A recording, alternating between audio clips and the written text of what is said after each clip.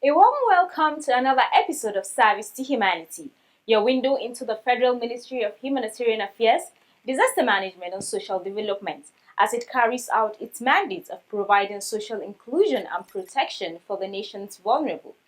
In doing so, the ministry has also keyed into the vision of President Muhammadu Buhari of lifting 100 million Nigerians out of poverty in the 10 years, and one of the tools it employs to do so is the National Social Investment Program, NSIP.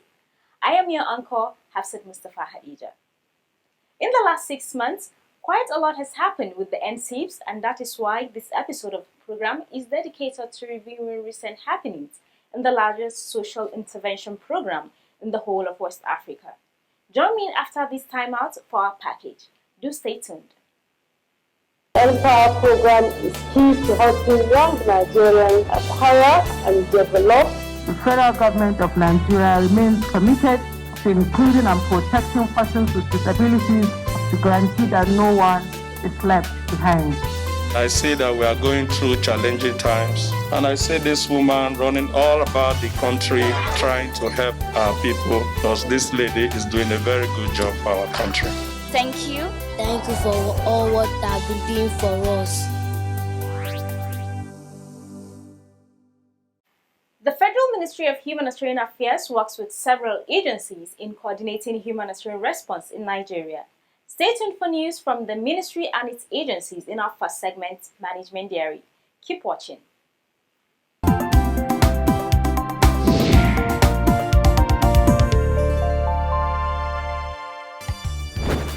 The Federal Ministry of Humanitarian Affairs, Disaster Management and Social Development says it has over 1.9 million poor and vulnerable households in its National Beneficiary Register under the Household Upliftment Program Conditional Cash Transfer.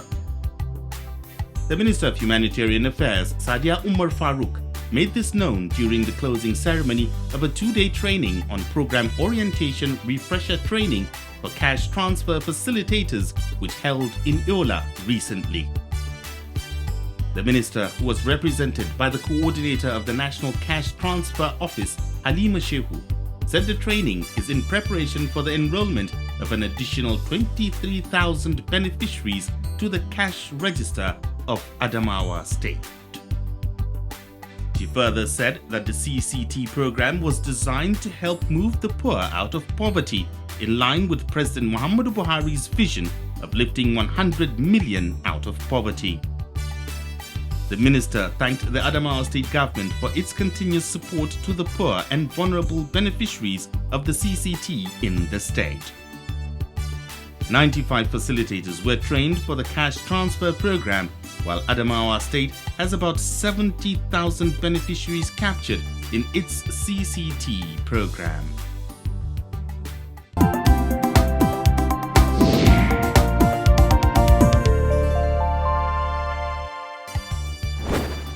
The National Senior Citizens Center, NSCC, has solicited for investment from the private sector to cater for the needs of older persons across the country.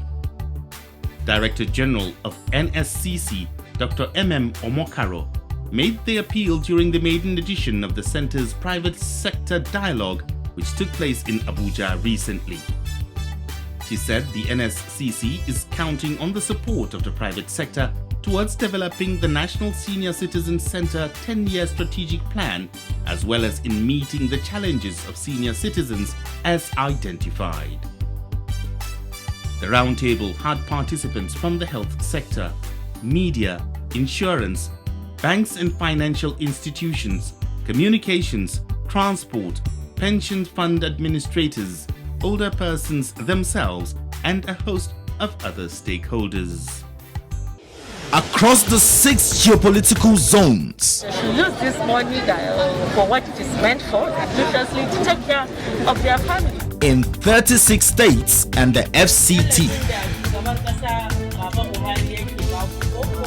Over 6.4 million of Nigerians poorest of the poor in about 1.3 million households receive conditional cash transfers of 5,000 naira monthly under the Household Upliftment Program of the federal government. Their joy knows no bound. thank the government very well because they did well for us. It's helped me to do any other thing, my family. Reducing absolute poverty, promoting shared prosperity through the Conditional Cash Transfer Initiative. The Federal Ministry of Humanitarian Affairs, Disaster Management and Social Development in service to humanity. Welcome back. The National Social Investment Program, as mentioned earlier, has been described as the largest social investment program in the whole of West Africa. The program has impacted over 12 million households in the various poverty reduction clusters that characterize the program. The four basic clusters are the Empower, JEEP, CCT, and the Homegrown School Feeding Program. In this first part of the program, we shall review recent trends and happenings in the Empower and JEEP clusters. Please stay tuned.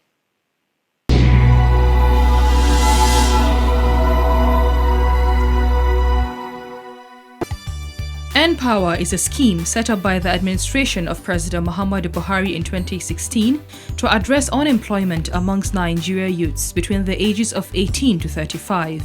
It provides a structure for, amongst other things, large-scale skill acquisition and development, and to ensure that each participant will learn and practice what is necessary to create or find work. Since its inception in 2016, two batches A and B, numbering about 500,000 beneficiaries, have successfully gone through the two-year program. With the creation of the Ministry of Humanitarian Affairs, NSIPs was moved to the ministry, and as such, the task of exiting the first two batches fell on the ministry. Issues of backlog of payment and the Nexit package were amongst those resolved by the ministry.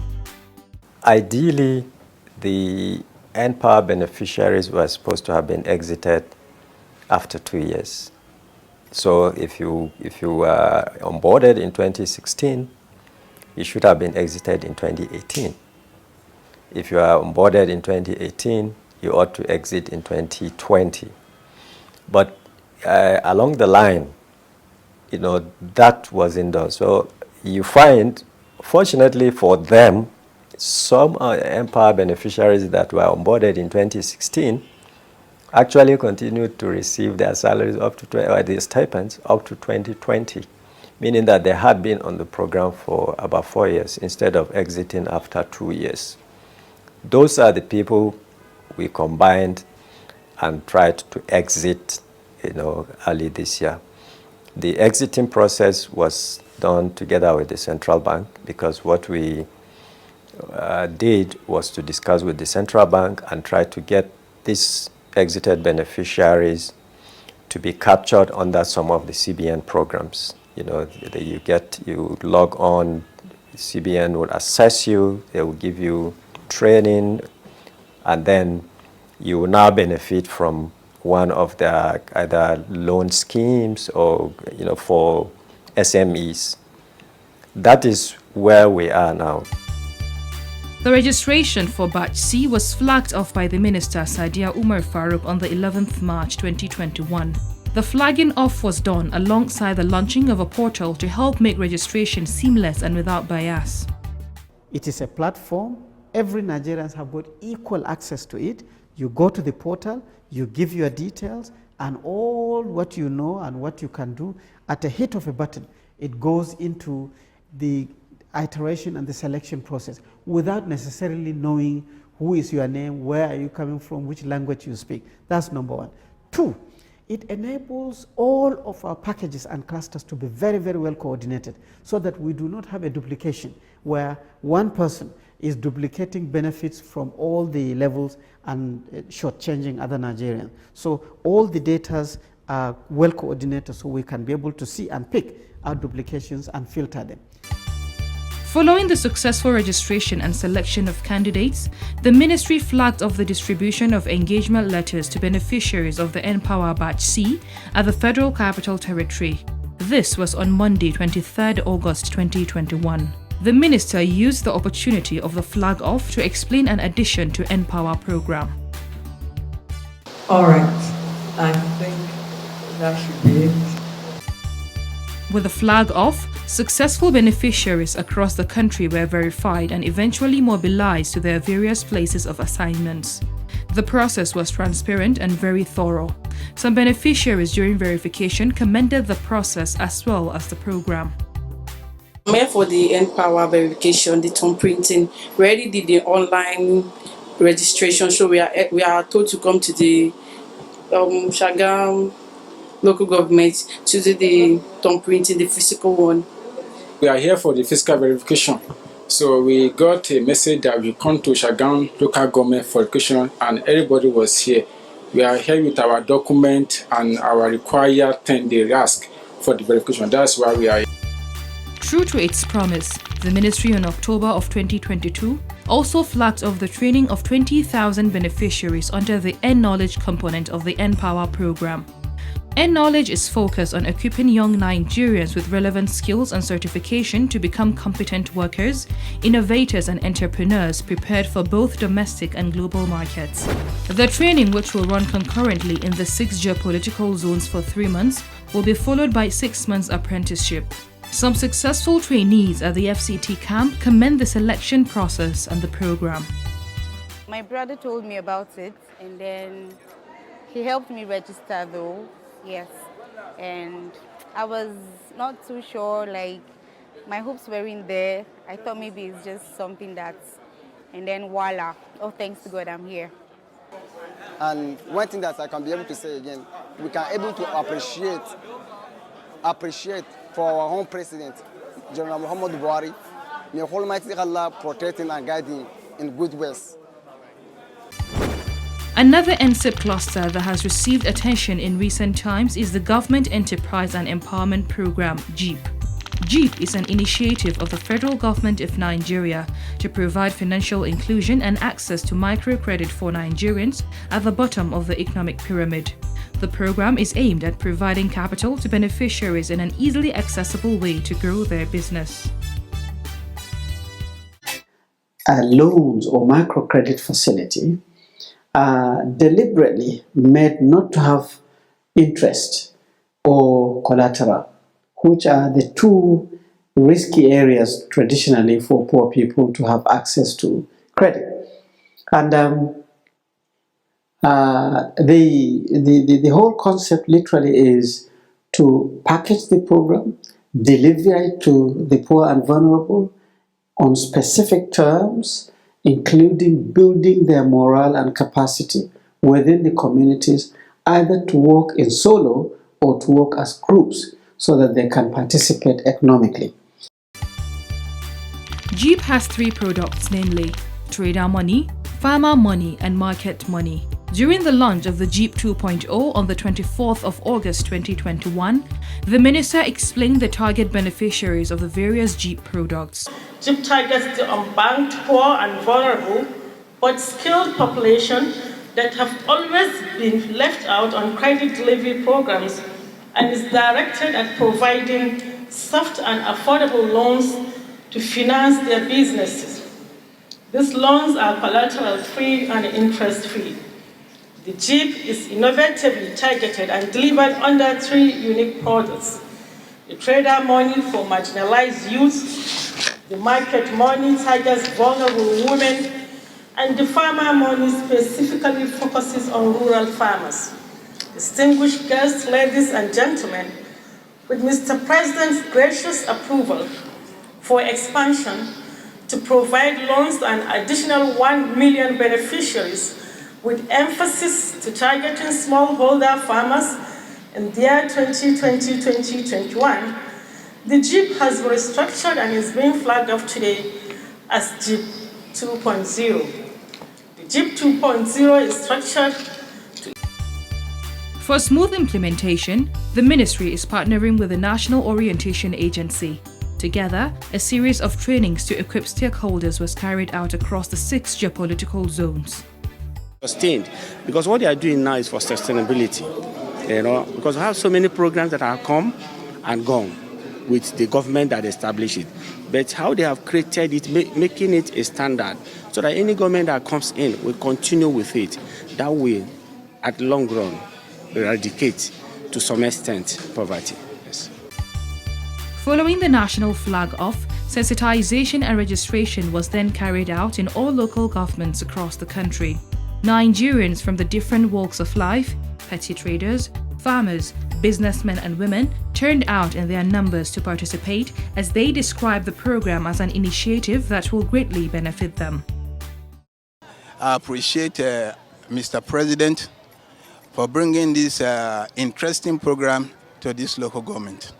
A long way because I'm going to try and get a sewing machine for myself and use the remaining one to cater for the family. It will benefit a lot because I seriously need it. It will benefit a lot because of what I'm passing through.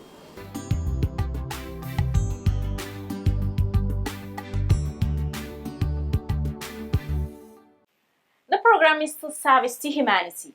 And on this episode, we are recapping recent happenings along the clusters of the National Social Investment Programs, otherwise called the NSIPs. Earlier in the program, we reviewed recent happenings along the N-Power and JIP clusters, highlighting the launch of JIP 2.0 as well as the commencement of the N-Power Batch C amongst other events. Our next segment will focus on the conditional cash transfer as well as the National Homegrown School Feeding Program. Keep watching.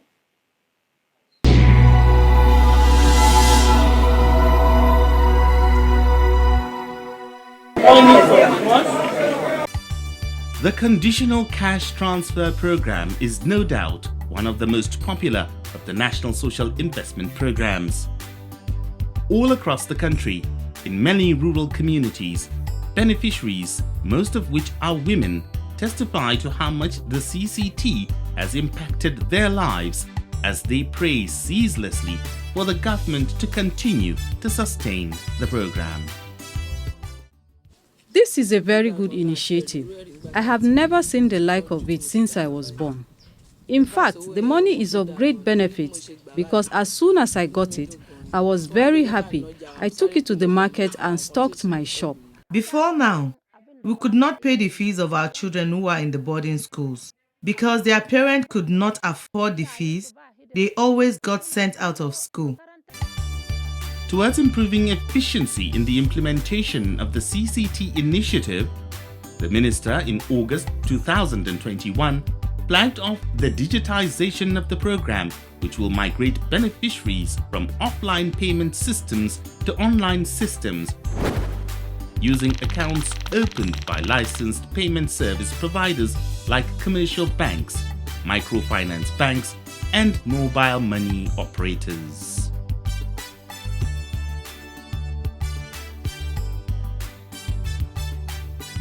National Coordinator, National Cash Transfer Office Halima Shehu speaks on the program, why cash payments was an option in the first place, and the progress on the recent efforts at digitizing the program. The program started as an offline program. What I mean by offline is just that we pay the beneficiaries cash, physical cash, and then we're in a process of migrating from offline payments to online payments. This is because we want our beneficiaries to be financially included in other future interventions that are upcoming around the globe. Meanwhile, the beneficiary register for the CCT is being expanded to accommodate more women and reach more local governments. The target of the CCT is to reach at least 2 million beneficiaries. Going side by side, the expansion is the digitization of the processes across states.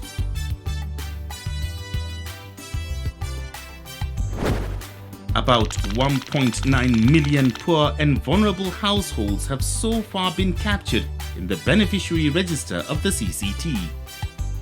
Because of the target beneficiaries and the impact of the program in uplifting women in particular out of poverty, the CCT is very dear to the heart of the Minister of Humanitarian Affairs. The National Cash Transfer Office is quite appreciative of the Minister's tireless support. She's been very supportive. She's always from one meeting to another with the World Bank, with other stakeholders like the Governors Forum, because in this program, the states have their quotas. So she tries to see that all states have reached their quotas. And because this is part of the government's agenda to uplift 100 million Nigerians out of poverty. It is more of a pet project to her, and she's been very supportive.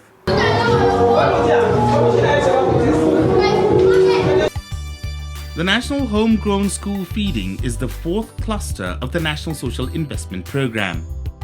The program, which provides one nutritional meal to pupils in primaries 1 to 3, has as objectives to promote school enrollment, stimulate economic activities through food vendors, farmers, aggregators participating in the program, as well as enhance nutrition of children. In view of the strategic impact of the NSIPs, President Muhammadu Buhari directed its expansion by an additional 5 million pupils. The program is being expanded to accommodate an additional 5 million children in line with the directives of His Excellency President Muhammadu Buhari. The recommencement of the National Homegrown School Feeding Program was symbolically flagged off in the FCT by the Minister, Sadia Umar Farouk, in a ceremony to hand over cooking utensils and aprons to facilitate smooth operation of the program. This was on the 26th of May 2021.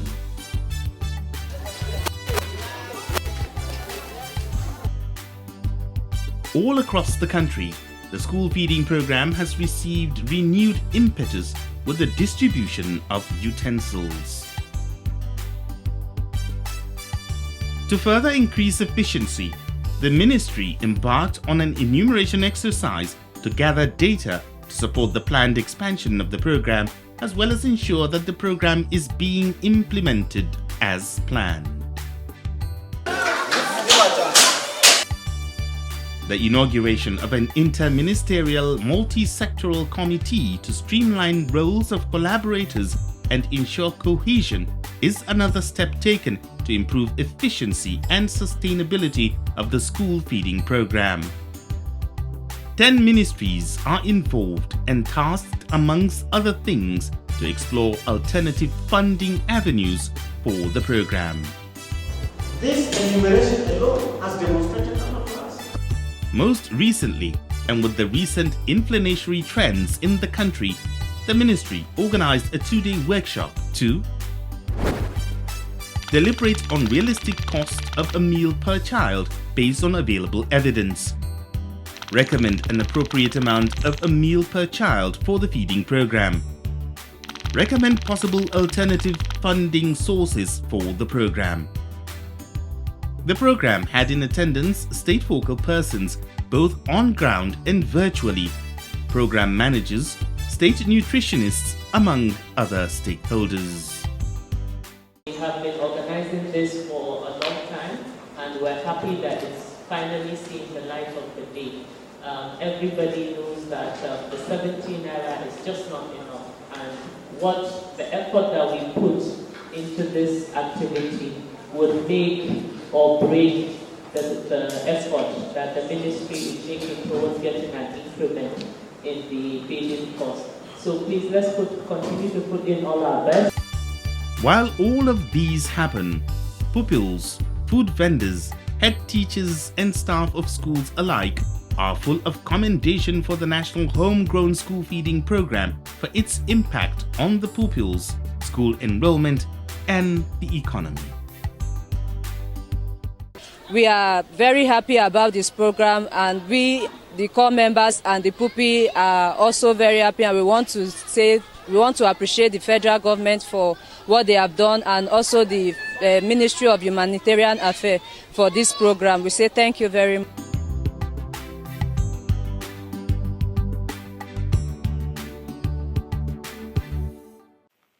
That's our package this week. The National Social Investment Programs no doubt hold the key for reaching the poor and vulnerable, which it means to be economically self-reliant. And what makes it even more interesting is that every day the NSIPs are being fine-tuned to improve efficiency and institutionalize them. Let's continue to support the federal government in this drive. For the Federal Ministry of Humanitarian Affairs, which is coordinating the implementation of the National Social Investment Programs, we say well done and more grace to your elbows. See you next week when I come your way again with another episode of Service to Humanity.